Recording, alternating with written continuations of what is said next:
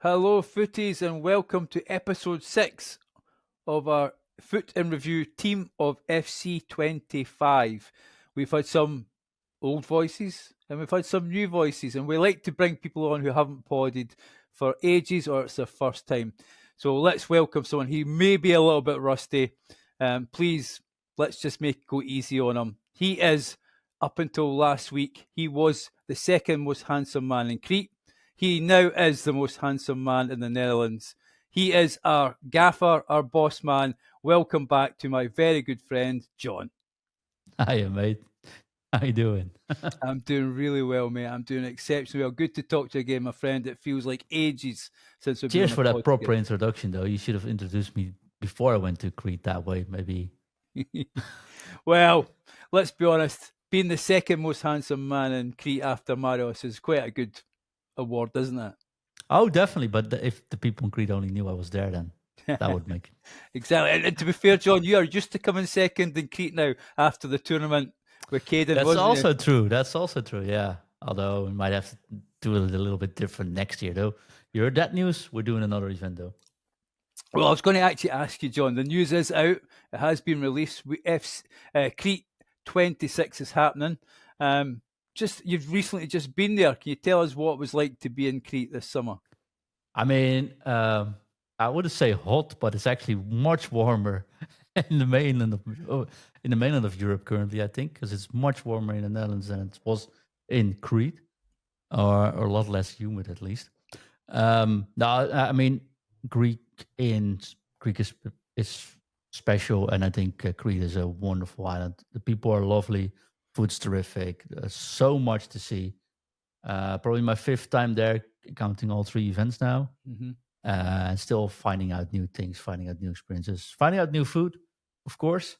But I'm almost so far that I can do a podcast in, I think, in Greek. So Oh, wow. there's a challenge for the next time, maybe. Well, Um, as you know, John, I do struggle a little bit with Greek. When we're out there, you like to put me under pressure and remember some words.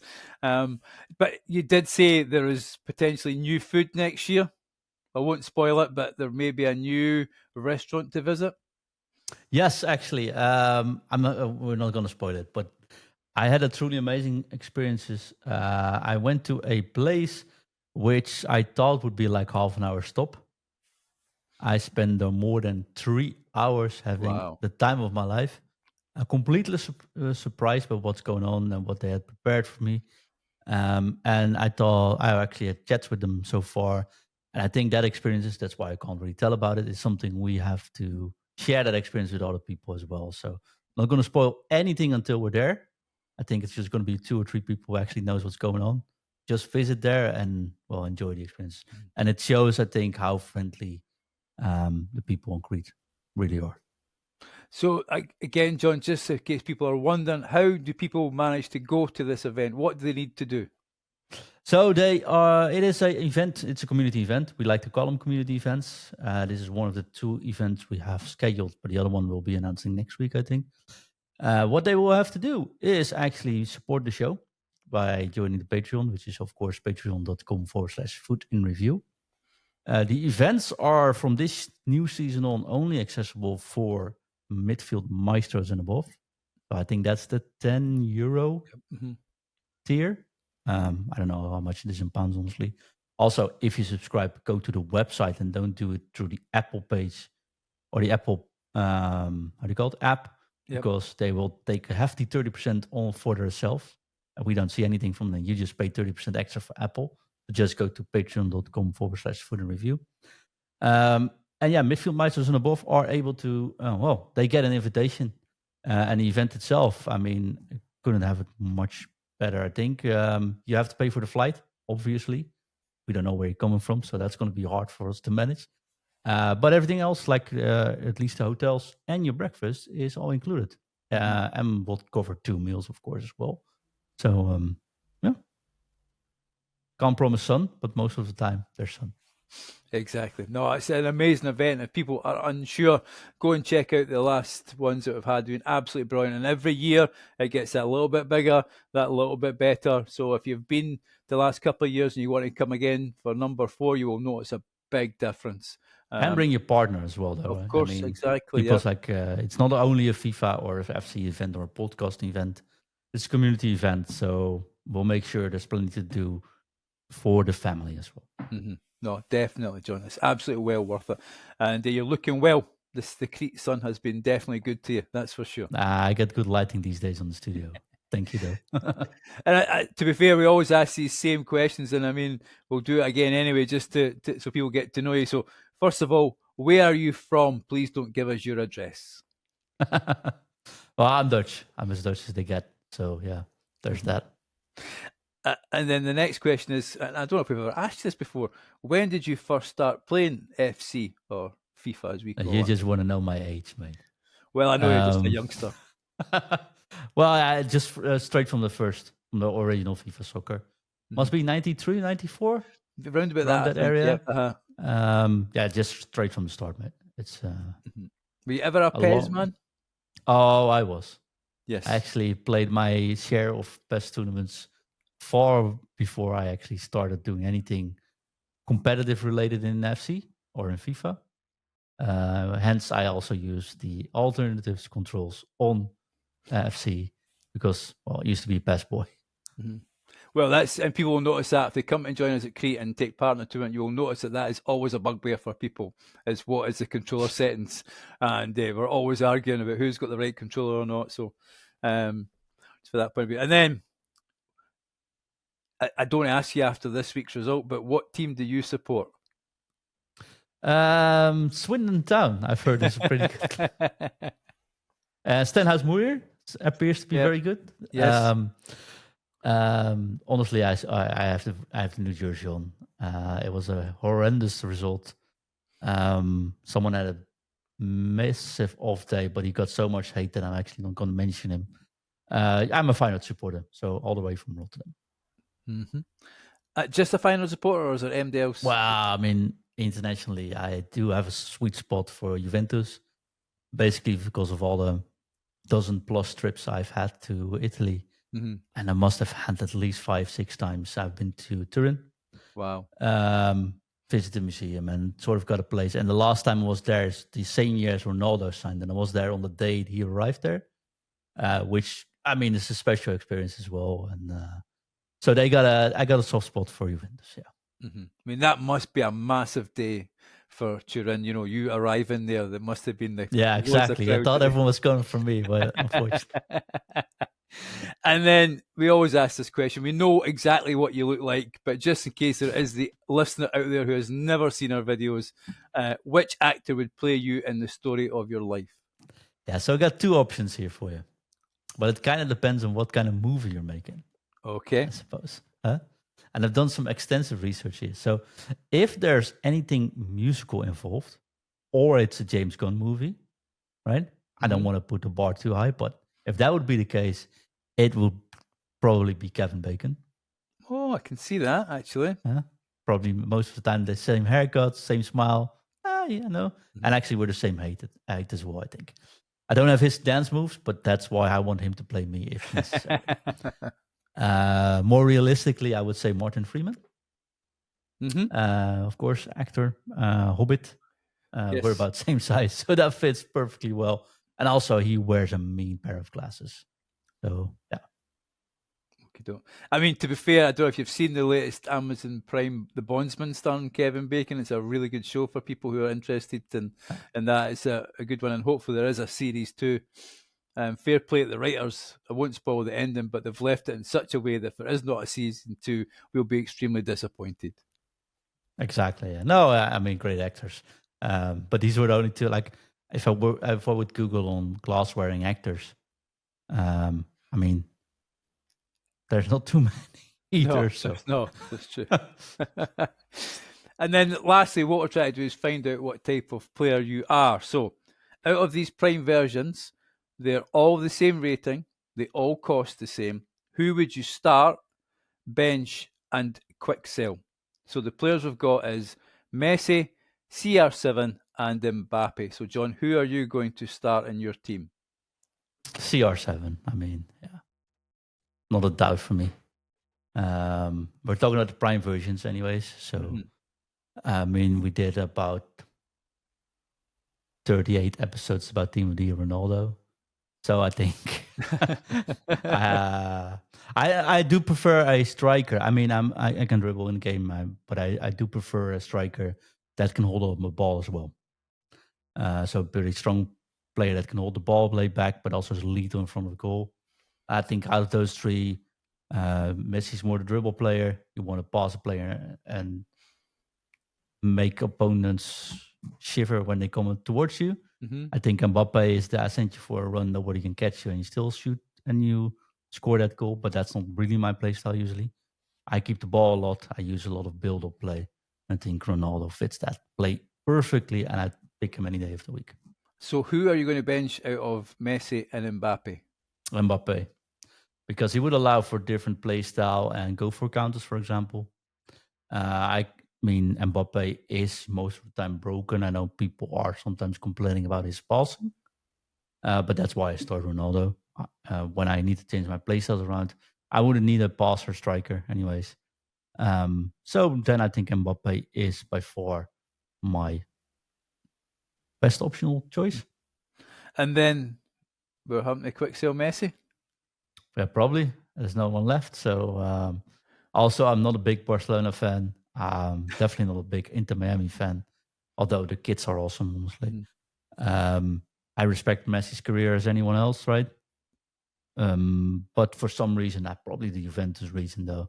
I think taking that step to Juventus, I think was I think that move, the fact that Ronaldo moved from Madrid to United to, or from United, of course, to Madrid, and moved as well to Juventus, I think that's something I can appreciate. So I'd always pick Ronaldo over Messi, in game and out of game.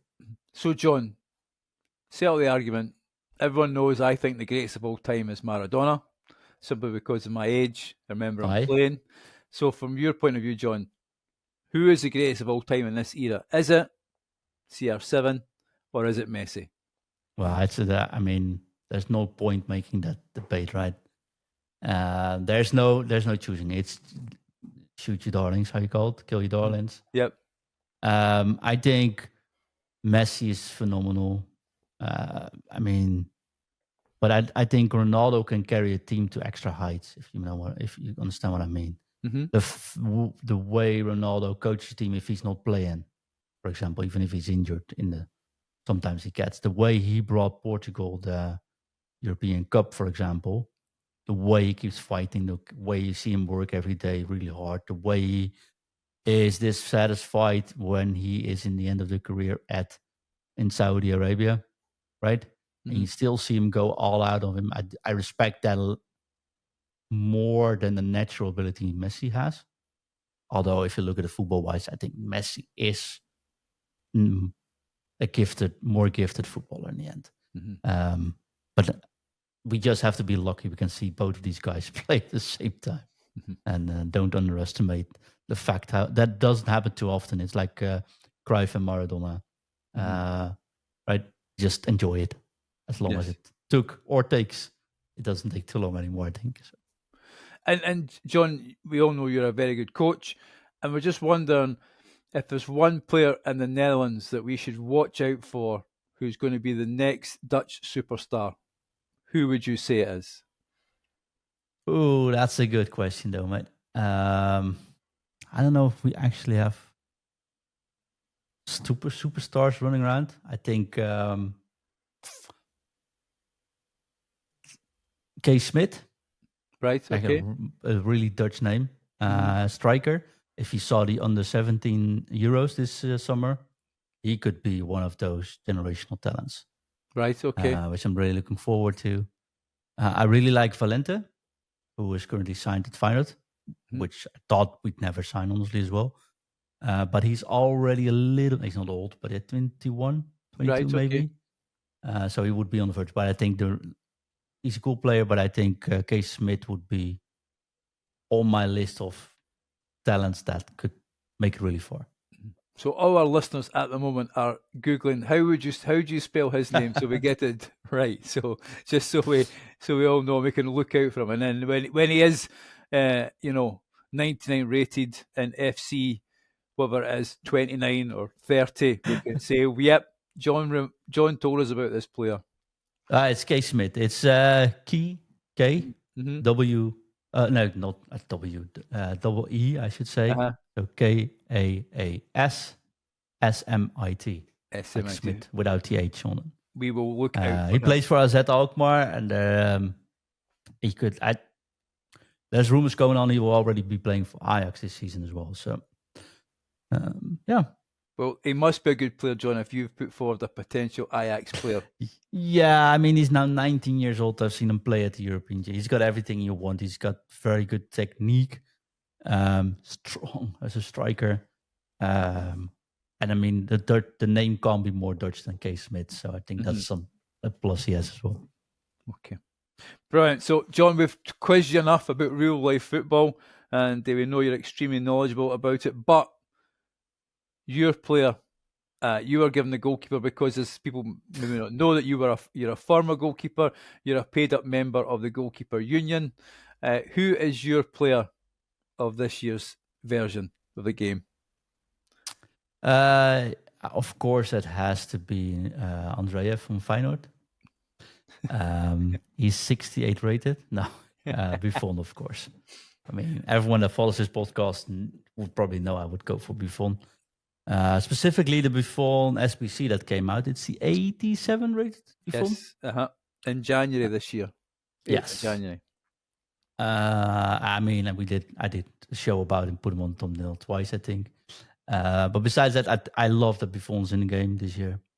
I love his icon card. Really stood out. Kept his value for a long, long time. I remember at the start of the year, the original version was like 800k or something. Yes. Far Reach Plus, which at that time, when everyone just used the finesse shots and the Trivellas were the most reliable ways to score, he was the one out of two goalkeepers that had the trait. I think the German female goalkeeper had it as well. She's, of course, a little bit too small. He is, I don't know, 192 or something centimeters. Yeah, and I think the fact we got him in an SBC not too far out in the game. I mean, everyone used that card, I think, as well, right? Did the SBC. It was quite expensive for a goalkeeper at the time, I think. Yeah, he's 6'4", by the way. 281,000 coins at the time, and everybody knows you're not a great coin hoarder. You generally have 10,000 coins in your club, so doing that SPC would have been a real challenge for you. Well, no, doing SPCs usually isn't a challenge because I do have the players in my club because I don't trade, I don't care about the coins. So doing SPCs usually isn't an issue. Getting a player of the market for me is nearly impossible. So getting my favorite goalkeeper in real life as an SBC, which I was also able to obtain, and had Far Reach Plus, and was actually really good. I think especially goalkeepers in this game, or if you have an icon goalkeeper in your team, it will last you a long while usually. Mm-hmm.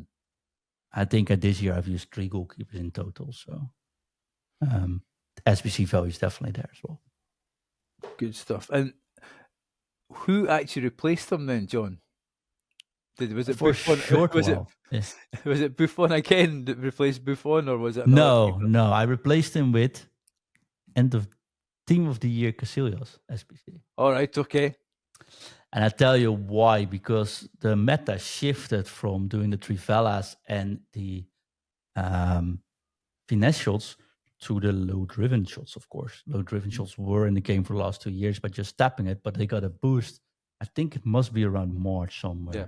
Mm-hmm. And when that SBC came out, I mean, then the Buffon card is too slow on the ground because he's too tall and he's not fast enough.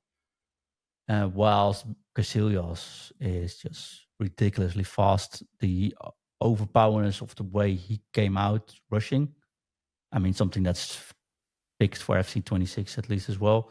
The fact he's fast, he comes out really rapidly, and he is nimble and fast enough to get those low-driven shots if you just move your goalkeeper just a tiny bit. Made me have to replace Buffon for Casillas. But then again, it's another icon goalkeeper, good SPC, affordable, I'd reckon. I don't exactly know how much. 289 he was, John, at the time. So about the same price even. Yep. Mm-hmm. He's a little bit smaller, but like I think his speed was 74 or something, or 72. Way faster than Buffon. And I think that combination was just brilliant for me. But yeah, I still see him used actually. And I think this Team of the Year version had the Far Reach Plus as well. Yes. So yeah, didn't actually had any downside of replacing Buffon on this side, of course, except for the heart.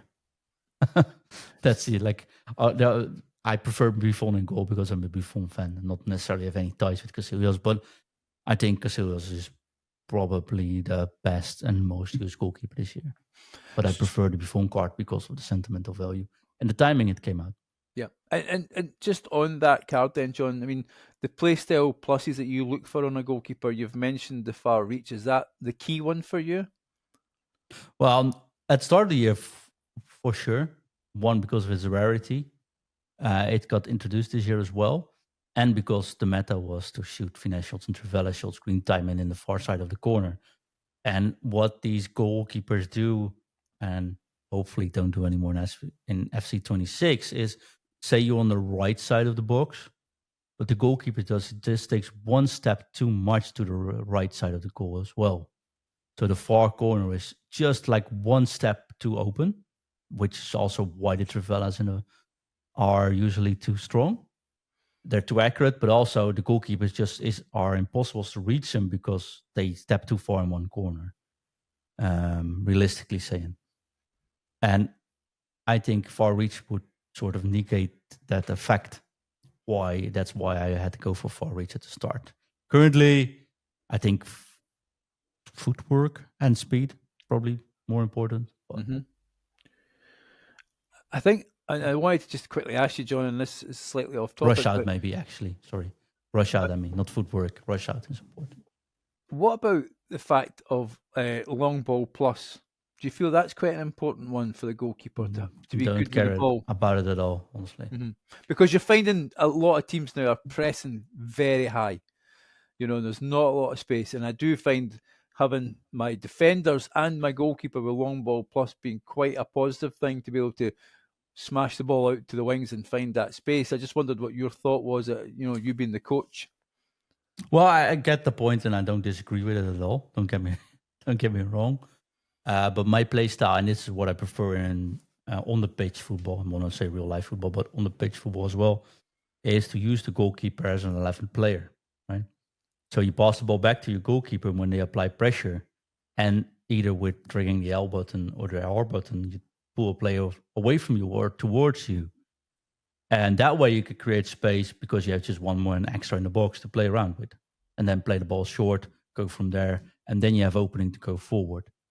I think the long balls are easily defended and usually lead to losing the ball and being under pressure once again. So I'd like to play out of pressure by using my goalkeepers. And what you see either one of two players styles this year is I pass the ball back to my goalkeeper and they just rush in with the many players they can get. Then there's always a fullback open on the other side. Any goalkeeper can make that pass, right? Then you go from that fullback, and there's two men away, and you should be having plenty of space. The other side is you pass the ball back to the goalkeeper, and they're not coming. Also fine. Take your time and build up again. If they're not coming, then the long ball you would have given with him would end up just losing possession. So it goes against, like I don't usually have, but I don't cross. I don't play much long balls. I like to build up. I like to play a little bit more on the ground football, I'd say. I totally get what you're saying. No, interesting, John. It's interesting. And again, people, if you actually want to find out how good a player John is, then see him live in action in Crete 26. Caden basically says he's like playing a wet blanket because he just literally sticks to you and does not make a mistake. That is one thing about John. He is exceptionally consistent and he will punish you if you make a mistake. It is very much a mind game when you play John. You've got to focus the whole match because you make one slight error, next thing he's scored a goal. And he does celebrate, folks, when he plays. Did not celebrate at all. Not once. But I appreciate the kind words from the rest of that. And I mean, John, as I say, it was great. I mean, we knew who you were going to pick when we decided to give you the goalkeeper for the team, and I think there was only one choice for you. But I mean, we've talked about this a lot on the show, and we'll be back, I'm sure, very soon doing regular shows. But from your point of view, FC26 is just round the corner. It's roughly about a month away. What is the improvement or something you've actually seen in the game that's got you excited? The new modes. I think the emphasis on just playing the game instead of trading, for example. Mm-hmm. The things they say about the power curve being tuned down a little bit. The fact with the gauntlets you need more teams or a deeper team or deeper bench, for example, to use. I think those are nice. You can have a separate Juventus squad because if you reach the third tier of the gauntlet, you can't use your main squad anymore. Or you start with Juventus squad and use your main squad when you end up in the finals of those gauntlets. I think those are really nice addition, which makes you actually play the game instead of opening packs or doing upgrade SPCs.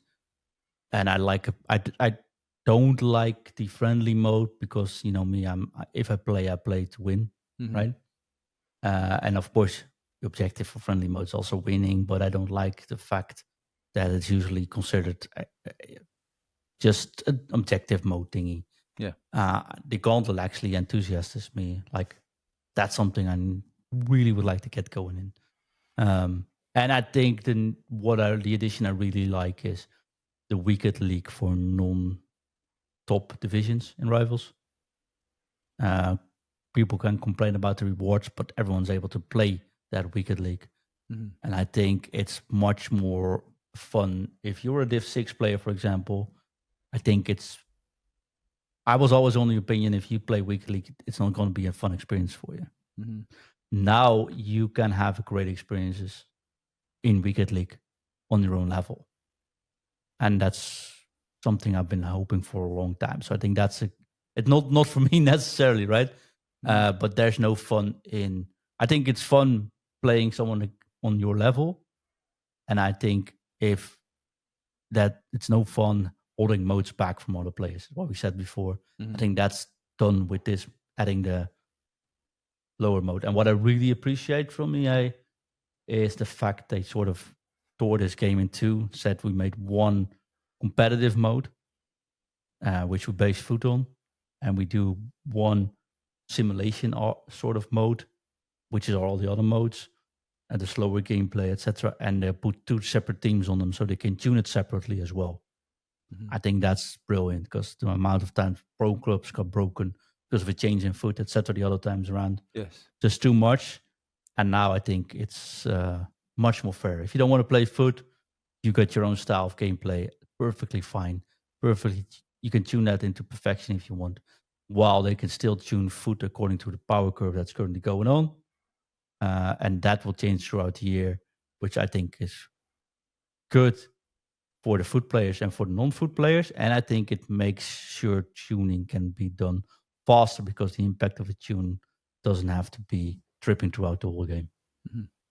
Interesting stuff. And I'm sure you're going to tell us when the schedule is. We'll be back soon, podding, looking forward to the game. I'm sure we're going to have a preview show, etc. as well, aren't we?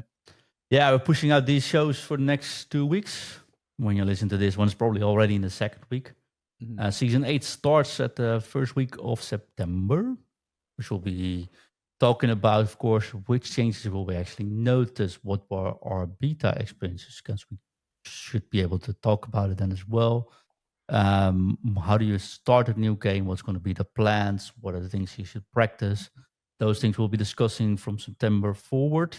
And of course, when the game hits, we'll be doing special shows and lots of content. Brilliant, John. And precision shooting, I'm sure, is going to come up in these shows. 100%, and the lack of green time finesse as well.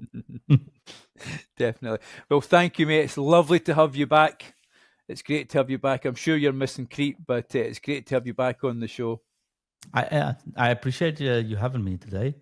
I do have one thing I would like to see change, though, for FC26, if that's all right. Or two things. Can I mention two things? We still have time for two things I want to mention. Plenty of time. It's your show, mate. No, it's not. But two things I would like to see change for FC26 because I see so much potential in this, right? The first thing I would like to see changed, and I've seen Battlefield. I played the Battlefield beta as well, and the anti-cheat modes there aren't active yet. So there's a lot of cheating going on now on Battlefield 6. Although the game itself properly listened to feedback. If that's a foresight on how good FC26 is going to be, like back to basics. They said Battlefield 6. We listened to you. This is the feedback. This is what we did. This all the good things. They're also telling us about FC26, right? And playing that beta there, it does feel like they actually listened. There's a couple of details. The rush mode is a little bit weird there, I think, for example. But generally speaking, love it. Listen to the feedback. It feels like a proper good game. If FC26 is the same, and it's not only marketing stories we've heard so far, I'm looking forward to the season. But the thing I dislike about it is the fact cheating is still going on there. They say they're going to be putting the cheat engines on shortly when the game actually goes live. It's not on yet, and they will stop it. Well, we've heard that before with FC25, FC24, and I think playing on PC has a lot of potential, this game. It has widescreen. It looks beautiful. 120 FPS if you want to. You go on.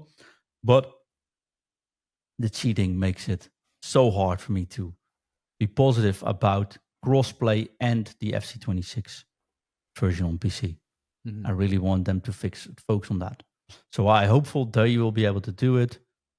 No, I'm dreaming of they will be able to do it, but I'm not very hopeful that will change. Right? The second thing is there was untapped potential here. So nice little story. We got, of course, all the consoles here.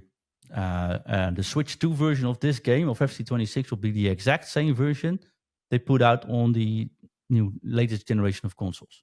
So the Switch version, you had Yusuf on this week as well, I think. Yes. The Switch version of the current game is the Legacy Edition, which is basically the old Xbox, the PlayStation 4 version of the game. The new Switch version is like the proper Xbox Series X and the PlayStation 5 version of the game. So you have cross-play possibilities. So you could play Switch 2 players when you play on your PlayStation 5, which is awesome. The more systems you get on, the more people can benefit. But here's my biggest, I think you call bugbear with this system. Any other game that has cross-play in it, right? Or not any, but most games also have cross-progression with it. So, for example, I play Diablo. I have Diablo on my PC. I have Diablo on my Steam Deck. I've got Diablo on my Xbox, and I got it on my PlayStation. So I actually think I bought 3 or 4 copies of the same game. They're all tied to one account, namely my Blizzard account. FIFA is all tied to my EA account, right? Mm-hmm. But there's no cross-progression between the systems. So my PlayStation 5 team is different from my Xbox team, is different from my Switch team. If you had cross-progression or account-bound progression on these games in FC, I'd love to buy a copy of the Switch 2 version. Mobile, like playing FIFA on the road, playing foot on the road. Yes. On a proper system, coming home, put on my PlayStation 5 and continue there. That's the dream, and I don't get why it's there. Instead, we get another free upgrade version, so another old console version of the game. I'm 5 years old now immediately. And that Switch 2 version, I don't see anyone buying it unless Switch 2 is your only version of the game, which feels like an utter waste. So I would love to have account-bound progression and run one club on my EA account, or at least have the possibility to do so. And if EA listens to this, I'll buy an Xbox version, I'll buy a PC version, I'll buy a Switch version, and I'll buy a PlayStation 5 version if you do that, instead of just one PlayStation 5 version. It doesn't seem very hard, John. I mean, we played Diablo together as well. I mean, Diablo is quite a complicated game as well, so it's not like it's a very Bobby basic game, is it? Do you know what I mean? So no, and sometimes I play with you while sitting on my couch playing on my Steam Deck. Sometimes I play with you sitting here playing on my PlayStation 5. And sometimes I'm on my office, which has an Xbox, I'll play on my Xbox version. Doesn't matter. Yeah. I still use the same character to play with my same friends. It's almost strange that you have to have 5 different accounts, doesn't it? It's almost harder for EA to have that than actually to have, just one account for one person. Well, the thing is, it's connected to your console account. So if you go to your mobile app, the EA Companion app, you have to click on the right top. You have to say switch accounts, and I switch to my PlayStation account, switch to my Xbox account, switch to my PC account. PC actually has a different transfer market, so it's all different. It's super weird there, right? I just want to log in, get one app, get one account. This is my EA account, which you always log in with your EA account anyways. Yes. But you connect the other accounts to your EA account. So make your EA account the basic and get us one club there and make cross progression. Just a reality. And how fun would it be, Chris? I come to Crete next year, the event, or I come to Scotland. I'll bring my Switch too. I can just play foot on the plane. Well, not mobile. So planes maybe the wrong example, but on the airport. Yeah. Right. I mean, I think that if your target is not only to sell copies, but to let people play the game, this is the time to do it. And I think focusing on giving everyone the old version for free, which, I mean, doesn't make any sense. Half of the changes aren't there. I know people get angry about it, me once again, but make those accounts, just take it one level up. And it's much easier because you know what also happens, Chris, is say I get banned for cheating. My console account, my Xbox Live account will get banned. Not my EA account. I can just start a new account, and go again with the same copy. Yes. If I get banned, my EA account should get banned. Right? Yeah. So I think it's easier for everyone. It will increase sales. And it's just super convenient if we have the option to play it on other systems. Well, no, John, I mean, the thing is, as well as, you're talking about, traveling on a plane, you've got people in their lunch break, maybe want a quick game, okay, you may struggle to get a proper connection in that, but, you could sit and do squad battles and it would, it would improve engagement in the game as well, isn't it? Someone's going on a bus journey, sit on the bus, having a few games at FC. I mean, at the moment, you're probably just sitting grinding the menus if you want to do anything like that at all. So it seems a no-brainer. I mean, I suppose there will be some sort of investment needed to get the code right, but it doesn't seem like it could be that hard, really. No, I doubt it's just a wrong startup to build it up from the first part. But I mean, I'm of course it's my job, right? So for me it's a little bit different. But in my office, I've got the Xbox. In my living room, I have a PlayStation 5. I hardly play foot on my PlayStation 5 because this year I started on the Xbox because I'm in the office working on FIFA stuff. Yes. Right. I'd love to be able to sit down. Everyone's out to the house. I've got the evening alone. Just sit in my living room, play some foot with my team. But I'm not going to start that because I know I've got to start at squad because my Xbox team is actually better. Yeah.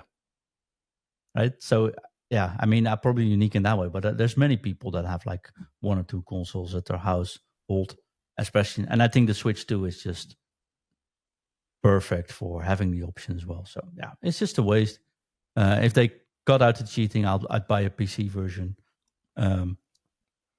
Yeah, those two things, technical things, I know, but it's also convenient, especially if it's your living, right? Yeah, no, of course, definitely.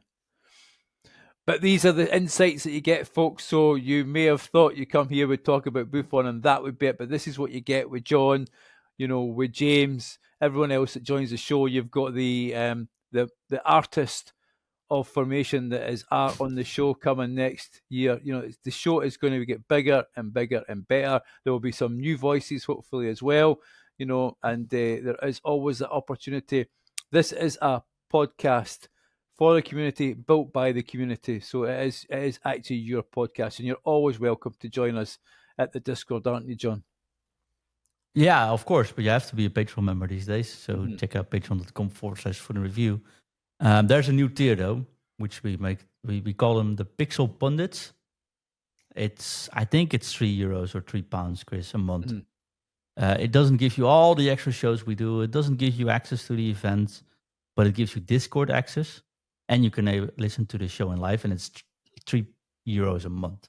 Yeah. So I think that's the best we can do to make it obtainable for everyone to join the Discord, to be there. Of course, September 1st, the lock goes on the Discord, so you have to be a Patreon member. But there's also an option because why I have to quickly explain that though, and I'm sorry taking all your time though. But why we did is why we made the Patreon or the Discord closed again. I love the fact we've got hundreds of people on the Discord, honestly. But what's the real issue is we make a lot of Patreon or supporter content.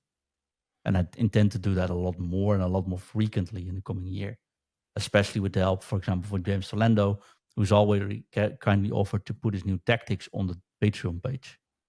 But we can't really talk about them on the community in the Discord because most of the people that don't pay for it can still see all the content we publish that way. So it's really hard for us to balance the what we put out on the Patreon page and on the Patreon app, content-wise, and discuss that content in a open community. So that's why we decided to close it off. So we put out the video. We also put out the codes and stuff. For example, if it's a tactic directly on the Discord as well, so you don't even necessarily have to see the video. And we make separate topics when that video comes out, so people can discuss their experiences and make sure that goes for every piece of content we'll be making, that we keep tuning that towards the, I wouldn't say demands, but the wishes from our community. So we want to get a more community feel and tune the content more for to the community, but we need to close it off to be able to do that. So that's why. But that's also why we put in the Pixel Pundit tier to make it at least obtainable for many. And we can't go lower than €3 or £3. That's a Patreon money. We don't make any money on that either. It just goes directly to Patreon. But it does allow us to have a sort of lock on the door. Brilliant. No, thank you, John. Thank you so much for explaining that to us. And we come to the end of our show. And I don't know if you remember, but there's one thing left to do, and that is to drop it. Drop it. Drop it. F-U. T. F-U. T. F-F-F-U. T. F-U. T. T. T. Interview.